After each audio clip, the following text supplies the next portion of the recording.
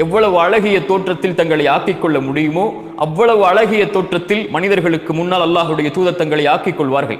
ஆடை அலங்கரிப்பதை அல்லாஹுடைய தூதர் ஒருபோதும் விளக்கியதில்லை தன்னை நபி என்பதால். வெள்ளிக்கிழமை என்றால் ஒரு தனி ஆடை, அரசர்களை மக்களை சந்திக்க வேண்டும் என்றால் ஒரு தனி ஆடை, ஈதுடைய பெருநாட்கள் கொண்டாடப்படக்கூடிய நாட்கள் என்றால் ஒரு தனி ஆடை என்று அல்லாஹுடைய தூதர் எப்போதும் நறுமணத்தோடும் அழகிய தோற்றத்தோடும் தங்களை ஆக்கிக் கொள்வார்கள். அல்லாஹுடைய தூதருடைய சபைக்கு ஒரு மனிதர் வருகிறார். அவருடைய ஆடை கிழிந்திருக்கிறது. ரசூலுல்லாஹி ஸல்லல்லாஹு அலைஹி வஸல்லம் கேட்டார்கள், தோழரே உனக்கு செல்வம் இல்லையா?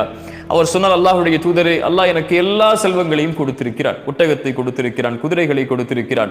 இப்படி அவருடைய செல்வங்களை அந்த தோழர் எண்ணுகிறார். அல்லாஹுடைய தூதர் ஸல்லல்லாஹு அலைஹி வஸல்லம் சொன்னார்கள், தோழரே, அல்லாஹ் உனக்கு செல்வத்தை கொடுத்திருந்தால் அவனுடைய அருளை உங்களுடைய தோற்றம் வாயிலாக நீங்கள் வெளிப்படுத்த வேண்டாமா? சுப்ஹானல்லாஹ்.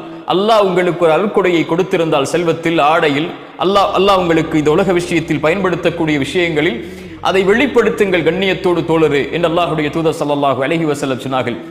அல்லாஹுடைய தூதர் மேலும் சொன்னார்கள், அல்லாஹ் நேசிக்கிறான், அல்லாஹ் விரும்புகிறான் அல்லாஹுடைய அருட்கொடைகளை வெளிப்படுத்தக்கூடிய மக்களை. வஅம்மா பிநிஅமதி ரப்பிக ஃபஹத்திஸ்.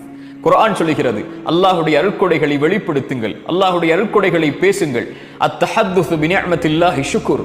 அல்லாஹ்வுடைய அருட்கொடைகளை பேசுவது நன்றி என்று அல்லாஹுடைய தூதர் ஸல்லல்லாஹு அலைஹி வஸல்லம் அவர்கள் சொன்னார்கள். தங்களுடைய ஆடைகளை அலங்கரிப்பது ஹலால், அல்லாஹ் அனுமதித்த ஒன்று.